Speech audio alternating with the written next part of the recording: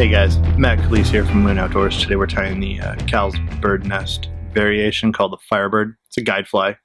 We are going to start the fly with a Daiichi 1760 choice of size, matching the hatch. I tie them anywhere from a 12, 10, if you will, all the way up to an 18. It's a highly effective pattern in many colorways. So I'm going to start it off with that 1760 hook. We're going to use 50 denier GSP. I'll wrap the shank deep into the bend. The reason I'm using the 50D is it's an incredibly strong thread. It does a great job. We're going to select a prime mallard flank feather. In this case, it's been dyed orange. And I'm going to strip off about 10 or 12 barbules for that tail. The bird's nest traditionally has more than 3 tail fibers, so we're going to stick with that. So when I wrap it in, I go about half a hook length, and I wrap that all the way forward just to keep continuity and body shape and stuff like that, so I'm not building weird bumps underneath. Once that's secured in place, we're going to use a uni wire. The one I'm using today is a size small and brown, and it's really just for strength and durability. This is a really buggy pattern, so it's not really going to show through, and when you see the dubbing, you'll understand that we don't need it for flash. So I'll wrap that almost back to the tail. I'll leave a little pocket where I can, twist in some dubbing. Now we're going to be using Senyo's Fusion Dub in a crusty nail. You can use a plethora of different blends with flash. This fly is an attractor. It goes from that subtle, suggestive fly to more of an attractor pattern with this configuration. So I dub a healthy little noodle of dubbing there, and we'll just start palmering forward.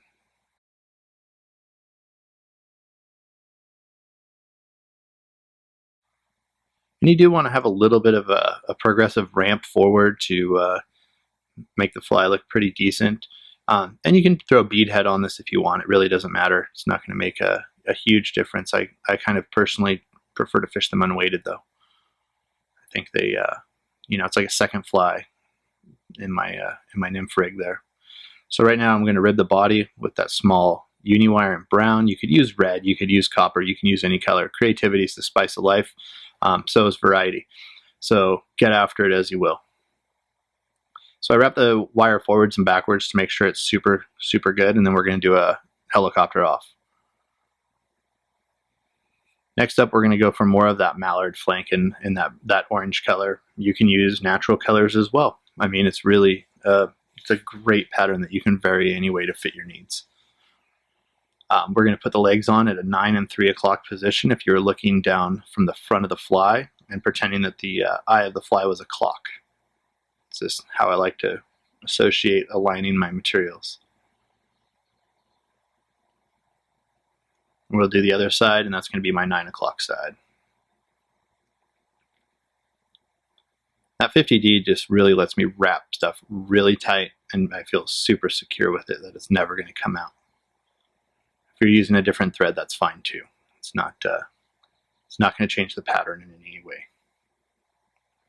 So we'll twist another dubbing noodle with that crusty nail fusion dub.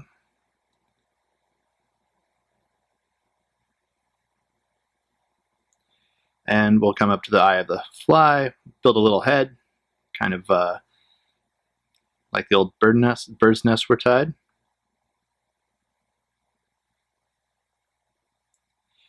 Whip finish, trim off to finish the fly. So next up is going to be our wing case, which is why I call it the Firebird. I'm going to use UV fly paint, which is a UV curing colored resin system.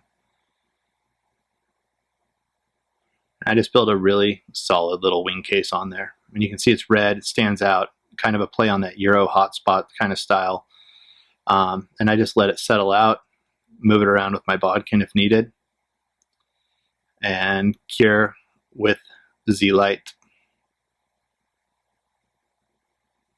And that's pretty much it for this pattern. It's really simple. I fish it all over the West Coast. It does well for me. You can twist them up in blues and purples and every color in the rainbow and see what the fish in your area may like and haven't seen yet. It's super versatile, quick, fun tie. Great for nymphing, great for swinging too. It's a fun little swing pattern. Fish will eat it, carp will eat it. Pretty much everything likes this fly. So hope you guys enjoy, and we'll check you on the next one. Thanks for watching. Bye.